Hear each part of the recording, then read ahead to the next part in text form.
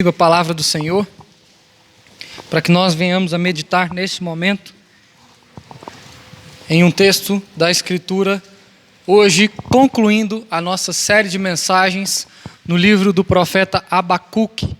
Portanto, o livro do profeta Abacuque, no capítulo 3, do verso de número 17 ao verso de número 19, a nossa série de mensagens que foi muito proveitosa, onde nós falamos sobre a providência de Deus e o profeta Abacuque.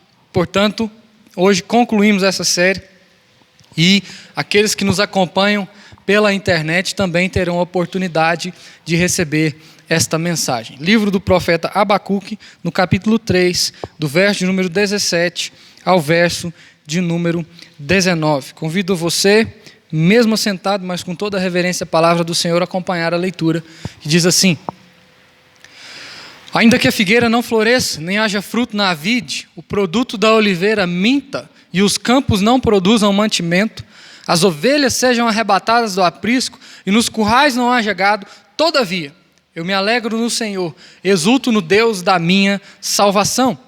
O Senhor Deus é a minha fortaleza, e faz os meus pés como os da corça, e me faz andar altaneiramente, ao mestre de canto para instrumentos de cordas. Vamos orar mais uma vez. Obrigado a Deus por este culto, por esse momento de louvor e de adoração ao Teu nome. Queremos, ó Deus, depois de confessar os nossos pecados, depois, ó Deus, de receber o sacramento da ceia do Senhor, agora receber a Tua palavra. Por isso fala aos nossos corações nessa noite. E Deus, inspira-nos a viver de acordo com a Tua vontade.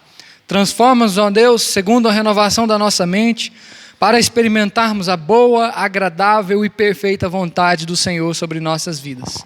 Essa é a nossa oração em nome e por amor a Cristo Jesus. Amém e amém.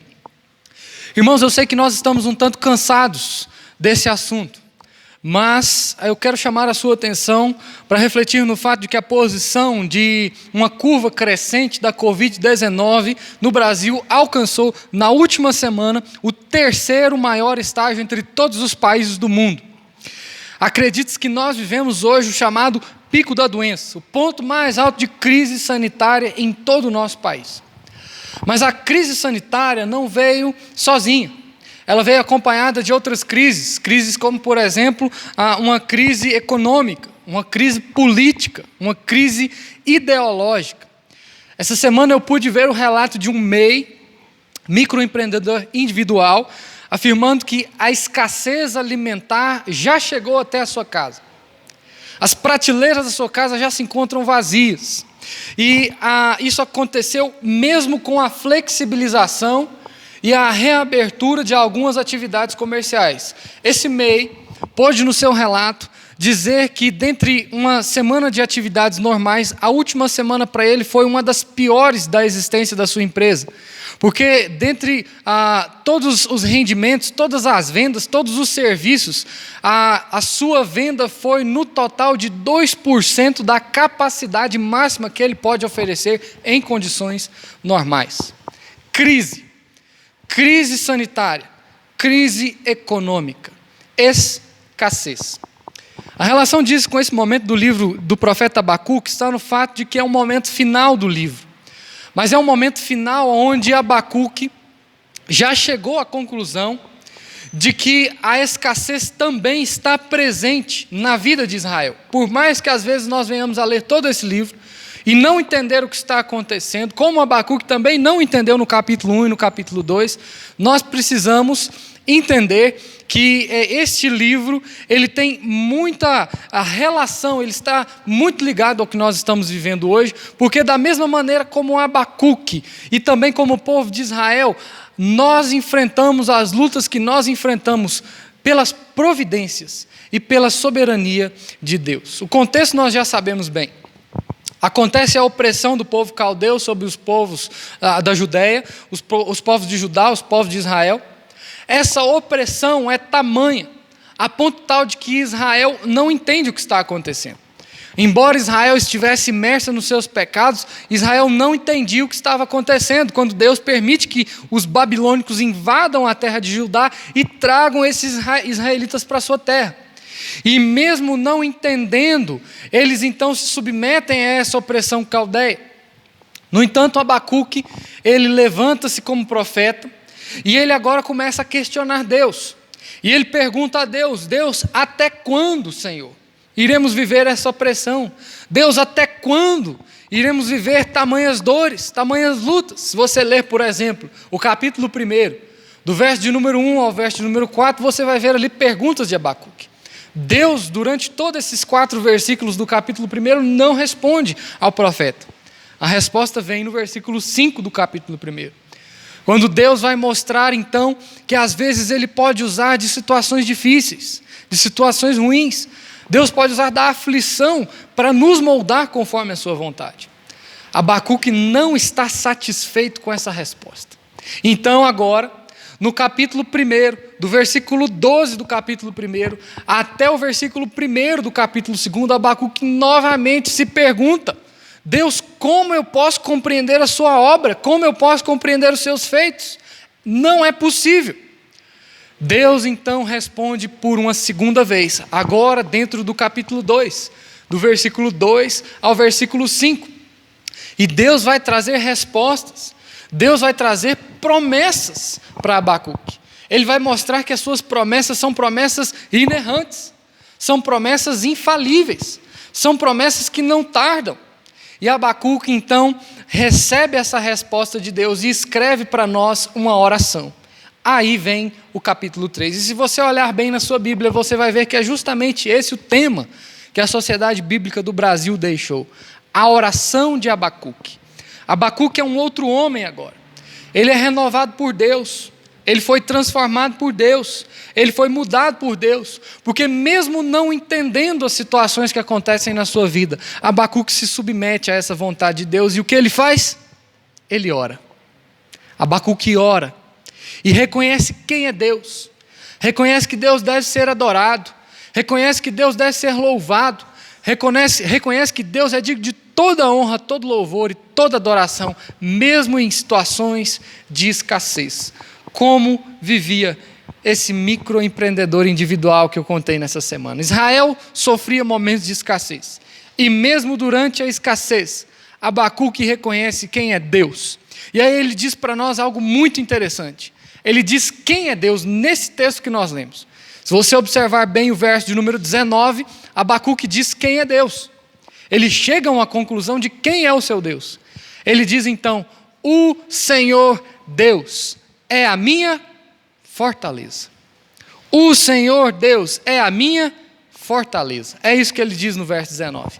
E é justamente sobre isso que eu gostaria de falar com você neste nosso encontro. Esse é o nosso tema para essa noite. Deus é a minha fortaleza. Deus é a minha fortaleza. É em Deus que Abacuque encontra abrigo para o seu coração. É em Deus que Abacuque encontra abrigo para a sua alma. É em Deus que Abacuque encontra abrigo para a sua vida. Mesmo quando ele está vivendo momentos de escassez, mesmo quando apenas 2% do seu trabalho é rentável, Abacuque entende que Deus é a sua fortaleza. Ele não é mais o mesmo Abacuque do capítulo 1 e do capítulo 2, não. Agora ele é um homem grato, um homem que honra a Deus, um homem que reconhece que Deus é soberano e Deus é providente. Esse é o tema do livro como um todo, a providência de Deus. Ele acredita que, independentemente de situações difíceis ou situações boas, Deus está no controle de todas as coisas. Por isso ele diz: o Senhor Deus é a minha fortaleza. Se você trazer à memória, os salmos dizem algo semelhante. Davi, lá no salmo de número 46, no versículo 1, diz para nós o seguinte: Deus é a minha fortaleza. Você se lembra? Deus é a minha fortaleza, socorro bem presente nas tribulações. E aí Davi continua dizendo, agora no versículo 2 do Salmo 46, portanto, não temeremos, ainda que a terra se transtorne e os montes se abalem. Deus é a fortaleza de Davi, Deus é a fortaleza de Abacuque. Ambos entendem que quaisquer que sejam as crises, é em Deus que nós encontramos resposta para os conflitos das nossas vidas. Por isso, meu irmão, eu queria levantar para nós aqui pelo menos 3 atitudes que agora precisam ser geradas no coração da igreja do Senhor, quando lê esse texto. Quando nós lemos esse texto, entendemos que Deus é a nossa fortaleza, agora precisam ser geradas nas nossas vidas, nos nossos corações, atitudes. A partir do momento que nós entendemos, não, Deus é a minha fortaleza, mas o que eu tenho que fazer com isso? Abacuque nos responde. Veja, por exemplo, o verso de número 17, uma primeira lição que ele nos deixa. Ainda que a figueira não floresça, ainda que não haja fruto na vide, ainda que o produto da oliveira minta, ainda que os campos não produzam mantimento, ainda que as ovelhas sejam arrebatadas do aprisco, ainda que nos currais não haja gado. Meu irmão, minha irmã, Deus é a minha fortaleza. Portanto, eu e você, se temos Deus como fortaleza, devemos suportar a escassez. É isso que o texto está nos mostrando aqui. Deus é a minha fortaleza. Portanto, eu suporto a escassez, a falta, quando não há mais o que comer. O texto está mostrando aqui para nós, no versículo 17, uma condicional. Ainda que, mesmo que aconteça isso, e aí Abacuque vai descrever aqui dentro do verso 17 uma série de crises que estavam acontecendo dentro do meio do povo de Israel. Quais eram essas crises? Ele levanta para nós aqui pelo menos 6. Vamos olhar cada uma delas. A primeira dessas crises, crises econômicas, crises na falta de alimento. A prateleira de casa está vazia. E aí o que ele diz então? Primeiramente, a figueira não vai florescer. As figueiras eram árvores muito comuns da Judéia e elas também floresciam na Babilônia. Mas a figueira, nesse caso aqui, Abacuque diz bem, ela não vai florescer. Mas não é somente isso. Segundo, a videira não vai dar frutos. A escassez chegou ao ponto de nos levar a não ter o fruto da videira. Se você sabe bem o que é o fruto da videira é a uva. E uma das bebidas mais comuns daquele tempo era o vinho. O povo não teria o vinho, não haveria de ter a produção de vinho, porque a videira não daria fruto, a videira não daria uvas, mas como se não bastasse isso, em terceiro lugar, o produto da oliveira mentiria. Ou, em outras palavras, a safra de azeitonas seria falha. E naquela época não é como hoje, onde nós temos ali o óleo da soja, é tudo belezinha, eu vou abrir ali a minha prateleira, posso tirar 2, 3, 4 litros, 4 jarras de óleo. Não, o óleo era feito a partir da azeitona, e não havia como produzir óleo.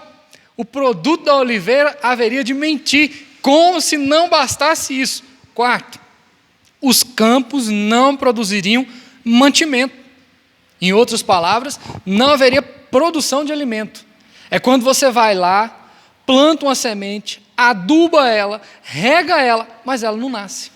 O campo não iria produzir mantimento, falta de produtividade, não haveria grãos. Se não haveria grãos, não haveria pão. Se não haveria pão, não haveria também os cozidos. Se não haveria grãos, também não haveria hortifruti, meus irmãos. Os campos não produziriam mantimento. Como se não bastasse isso, vamos piorar mais.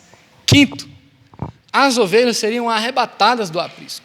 O texto não fala se elas vão ser aqui roubadas, se elas vão ser mortas, mas quando a gente vê falta de ovelhas, pelo menos 3 coisas faltam: pele para se vestir, carne para se comer, leite para se tomar. Como se não bastasse isso. Sexto, nos currais não haveria gado. Talvez também esse gado até seria morto ou roubado, o texto não deixa claro para nós. Mas não haveria carne, não haveria leite. Aí você pode dizer assim, ué pastor, mas então eles poderiam pescar. Não.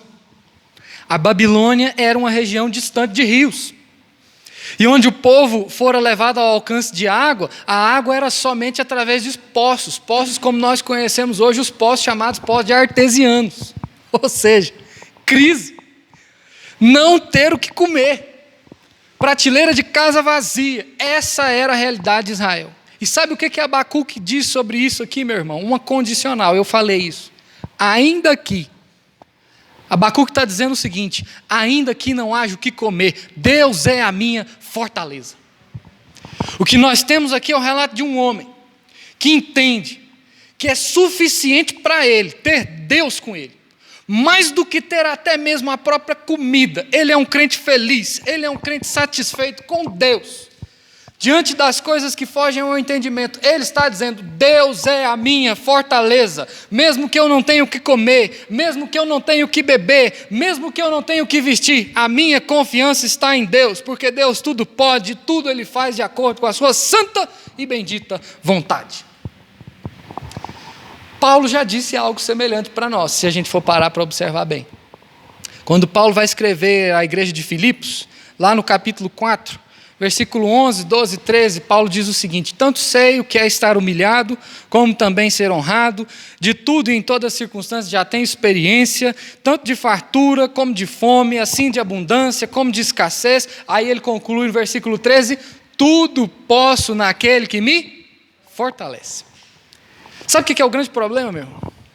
O grande problema é que nós olhamos para esse versículo aqui de Paulo, como também o versículo de Abacuque, ainda que a figueira não floresça, ainda que a vide não dê o seu fruto, com a intenção de nós termos todas as coisas, e não de nós sofrermos todas as coisas. E o contexto de Paulo era justamente de sofrimento. Paulo está nos ensinando, assim como Abacuque, que eu posso sofrer todas as coisas por amor do Evangelho, porque eu tenho um Deus, e esse Deus me fortalece. Abacuque da mesma maneira, ele está dizendo: ainda que eu não tenha o que comer, Deus é a minha fortaleza. Billy Graham, um dos maiores pregadores de todos os tempos, uma vez disse a seguinte frase: o sofrimento faz parte da condição humana. Ele vem para todos nós. A chave é a forma como nós saímos dele, ou se afastando de Deus, ou se aproximando de Deus. Meus irmãos, ficar sem comer deve ser algo terrível, algo muito ruim. Apesar disso, eu acredito que ninguém aqui, pela graça de Deus, já passou por isso. Fome. Talvez o Daniel saiba um pouquinho do que é isso lá em Alagoas, né, Daniel? Mas e se alguém já passou por isso, meu irmão, ou se está passando, nos procure, nós queremos te abençoar. Junta Diaconal está aqui para isso. Mas o que eu quero dizer, a grande questão aqui é que nós, por sermos tão abençoados como nós somos, nós temos que tomar muito cuidado para que nós não cheguemos a ser mal acostumados. E se de alguma maneira ou de outra chegar a nos faltar algo, algo como alimento, algo como vestir, nós precisamos tomar muito cuidado para não cair no erro de não confiarmos em Deus. A nossa oração precisa ser a de que Deus é a nossa fortaleza. Se Deus é a nossa fortaleza, nós suportamos a escassez. Nós temos forças espirituais para o jejum, para sofrer as amargas dores da fome, para sofrer a falta de provisão quanto ao alimento, de provisão quanto à roupa, quanto a dores que nos sobrevêm. Porque se Deus for, de alguma maneira ou de outra, um objeto qualquer da sua vida, você não vai suportar a escassez. Mas se Deus for a sua fortaleza, como era do profeta Abacuque, você vai ter confiança de dizer o seguinte: tudo posso naquele que me fortalece. Mesmo que falte o que comer, Deus é a minha fortaleza. Se a gente olha para os evangelhos, nós vemos algo parecido também. No evangelho de Mateus, capítulo 4, versículo 4, quando Jesus foi tentado pelo diabo no deserto, depois de 40 dias e 40 noites, o texto nos diz que Jesus teve fome. E ali com fome, então, padecendo, o texto mostra para nós que o diabo vai tentar Deus, tentar a Jesus, e Jesus então responde o seguinte: não só de pão viverá o homem, mas de toda palavra que procede da boca de Deus. Jesus ali está nos ensinando que a nossa sustentação deve estar no Pai. Se Deus é a nossa fortaleza, nós suportamos a escassez. Ainda que não tenha o que comer, Deus é a fortaleza dessa igreja. Amém? Pense bem nisso quando você concorda, viu? Toma cuidado. Sabe por quê? Um dos relatos mais fortes que eu já escutei foi a dos meninos de Guiné-Bissau, da nossa igreja sede. Quando esses meninos chegaram ao Brasil, eles passaram mal. Sabe por quê? De tanto comer. Eles comeram tanto que passaram mal. Porque o costume deles no Brasil era diferente do costume deles em Guiné, onde eles comiam uma vez por dia. Já pensou isso, meu irmão? Comer uma vez por dia? Ah, pastor, quando eu estava passando mal, eu já passei isso. Tudo bem, imagina a sua rotina, comer uma vez por dia. Lá havia escassez. Enquanto aqueles meninos comiam uma vez por dia, aqui no Brasil eles poderiam comer quanto quiser, quando quiser. Escassez, fome. A pergunta que eu faço a você diante disso é: você está preparado realmente para suportar a escassez? Você pode dizer: tudo posso naquele que me fortalece, eu posso sofrer tudo naquele que me fortalece?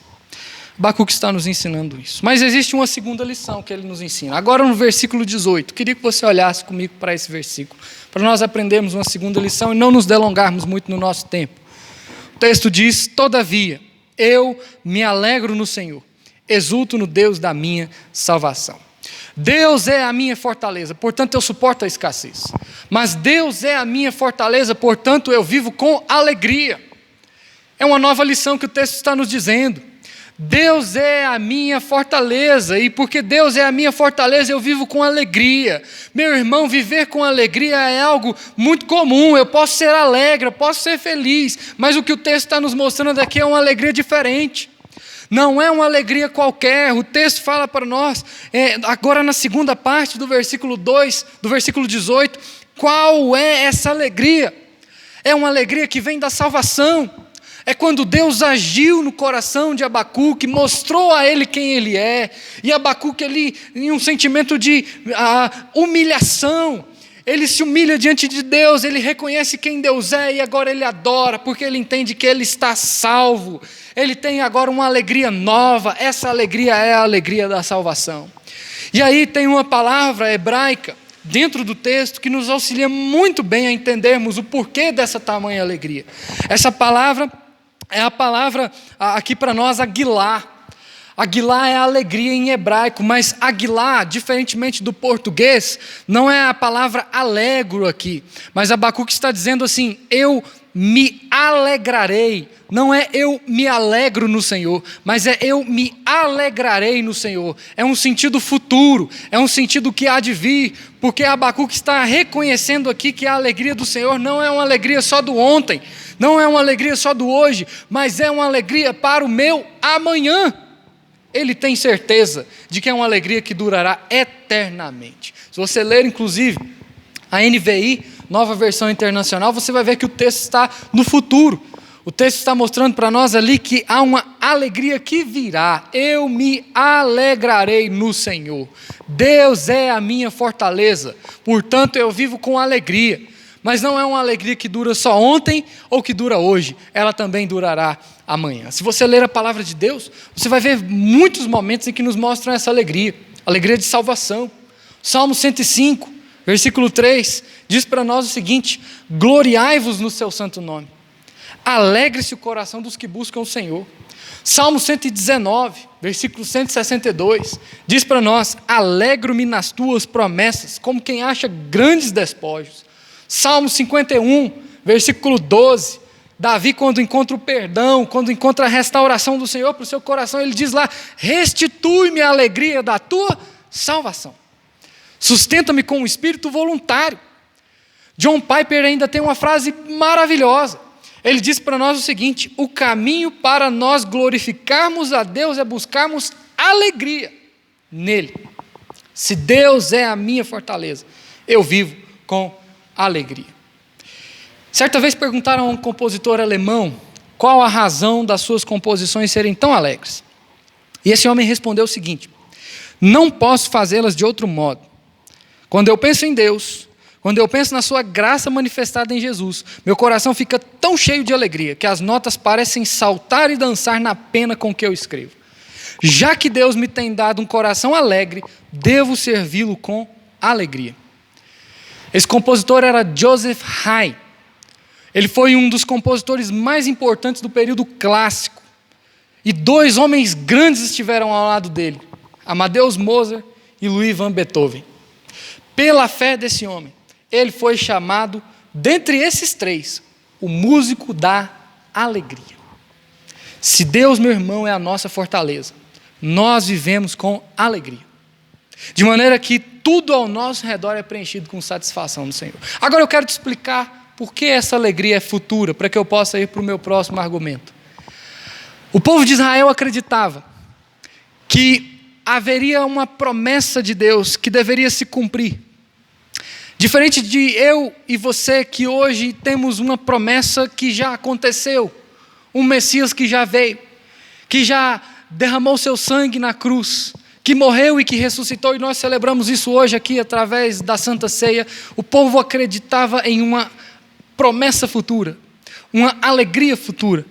E quando o profeta está dizendo aqui que ele tem uma alegria da salvação, ou ele vai se alegrar, ou ele tem aqui uma alegria futura, ele está dizendo que a salvação dele está baseada em uma promessa futura de que Deus haveria de enviar um Messias para resgatar o povo dele da escravidão do pecado.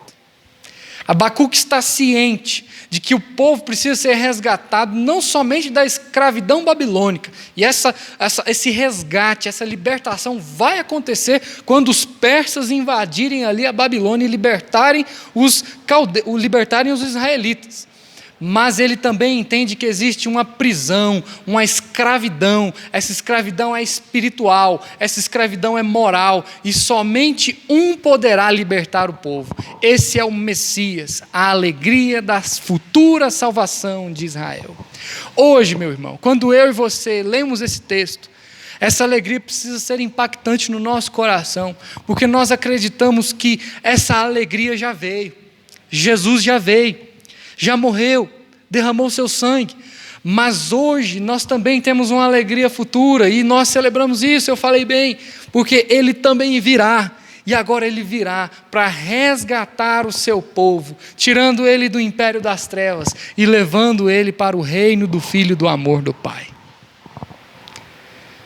Deus é a minha fortaleza, Deus é a sua fortaleza, vivemos com alegria. A última lição que o texto nos deixa agora está no versículo de número 19.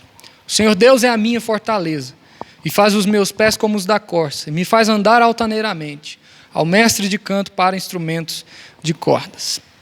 Essa é a última lição. E o texto nos mostra que Deus é a minha fortaleza, portanto, eu suporto a escassez, eu vivo com alegria, mas eu também, por último, vivo com gratidão. Essa é a última lição nos deixada no versículo 19 e no livro de Abacuque como um todo. Gratidão. É aí então que esse versículo vai dizer para nós, logo de imediato, o nosso tema dessa noite. Abacuque diz: o Senhor Deus é a minha fortaleza. E aí existe uma consequência. Quando Deus é a minha fortaleza, algo acontece. Quando eu reconheço que Ele é o meu guarda, o meu protetor, o meu escudo, o meu abrigo, o meu defensor, a minha fortaleza agora tem uma consequência disso. E essa consequência é de que Deus me leva para lugares altos. E existe uma ilustração aqui, essa ilustração é a corça. A corça é um animal que salta altaneiramente, dá pulos altos, e agora nós somos como uma corça. Deus nos levou para lugares altos e automaticamente a reação que precisa ser gerada no nosso coração, a partir disso, é a gratidão. Sabe por que nós concluímos isso, meu irmão? Porque o texto é um salmo. E agora, Abacuque termina a sua oração dizendo que essa oração é uma oração de gratidão, é um salmo. Ele diz ao mestre de canto para instrumento de cordas, ele está dizendo aqui: cante alegremente, adore ao Senhor, louve ao Senhor, tenha gratidão pelos feitos do Senhor. E se você olhar para outros salmos, existem outros salmos inclusive de gratidão, que dizem a mesma coisa, que o cântico deve ser cantado ao mestre de canto, para instrumento de cordas. É esse o sentido dessa palavra final aqui, como por exemplo, alguns salmos, como o salmo de número 46 que nós lemos, ou o salmo 67. O Salmo 67 diz o seguinte: seja Deus gracioso para conosco e nos abençoe, faça resplandecer sobre nós o rosto, para que se conheça na terra o teu caminho e em todas as nações a tua salvação. Olha a gratidão agora. Louvem-te os povos, ó Deus, louvem-te os povos todos. Gratidão, adoração, louvor a Deus, reconhecimento do que Ele fez por nós. Deus, meu irmão, te levou para lugares altos. E aí, eu vou usar uma palavra do nosso diácono Vilmar. Ele brinca sempre: pastor, nós temos que ser como os pentecostais. Temos mesmo. Sabe por quê? Agora o texto vai nos falar de prosperidade. É isso mesmo. Alegria, prosperidade. Deus nos levou para lugares altos. Deus nos fez prosperar. Um povo que antes estava cativo, agora esse povo é levado a lugares altos. Esse povo prospera. Esse povo está livre socialmente. Esse povo está livre espiritualmente, livre moralmente. E isso acontece graças a Deus. Por isso que precisa acontecer no nosso coração é gratidão, louvor, adoração. John Piper então diz o seguinte em um livro dele muito bonito, Plena Satisfação em Deus. Ele diz o seguinte: Deus é mais glorificado em nós. Deus é mais glorificado em nós quando nós nos satisfazemos nele. Ele não está dizendo, Piper não está dizendo que Deus não é glorificado quando nós não nos satisfazemos nele, não. Mas Piper está dizendo que Deus é glorificado em nós, quando nós nos satisfazemos nele, quando nós temos alegria, prazer na presença dele, nós reconhecemos quem ele é, nós nos humilhamos diante dele, nós adoramos a ele. Deus é mais glorificado. É isso que Piper quis dizer. Que a glória dele é a mesma, ela não aumenta, mas que ele entende que o nosso coração é grato pela sua obra, pelo seu poder, pelo seu ser, por aquilo que ele faz, por aquilo que ele fez, por aquilo que ele fará. Ele é adorado com fervor quando nós reconhecemos quem ele é e o que ele faz. Deus é mais glorificado. E aí às vezes a gente está aqui, né, na Igreja Presbiteriana do Brasil. E às vezes a Igreja Presbiteriana do Brasil parece ser uma igreja que não glorifica a Deus, né? Taleco, glorifica de pé. A Igreja Presbiteriana do Brasil às vezes parece ser um pouco alheia a isso. Às vezes você parece fazer parte de um culto engessado. Não é isso. Quando nós reconhecemos quem Deus é, quando nós reconhecemos o que Deus faz, nós adoramos a Ele em um sentimento de gratidão, de adoração, de reconhecimento. Senhor, eu louvo o Senhor, porque o Senhor me levou para lugares altos. Agora eu quero te agradecer. Quero ter um coração grato. Nós cantamos aqui nessa noite: oh glória, glória, aleluia. Glória, aleluia ao meu Senhor. Não olhe as circunstâncias, não, olhe o seu amor. Não me guio por vistas, alegre estou. As circunstâncias são adversas. O momento é doloroso. O momento ele é amargurado, cheio de problemas. Mas diante disso, o que eu faço? Eu tenho gratidão. O glória, aleluia. Glória, aleluia ao meu Senhor. Eu poderia somente deixar que nós viéssemos aqui hoje cantar essa música. Seria suficiente para nós aprendermos com a música. Porque a música diz para nós justamente o que o texto fala. Escassez, Deus é a minha fortaleza. Alegria, Deus é a minha fortaleza. Gratidão, Deus é a minha fortaleza. Não importa a maneira como você vai adorar. Às vezes, como eu falei, você está aqui na Igreja Presbiteriana do Brasil, você tem um ser mais alegre. Você quer levantar e fechar o olho e dizer: Senhor, o Senhor é meu Deus. Nosso presbítero Lorivan é assim, toda vez que vai ministrar. Mas às vezes você é mais acanhado no seu cantinho ali. Não, eu quero adorar a Deus aqui eu mesmo. Faça como fizer, faça com gratidão.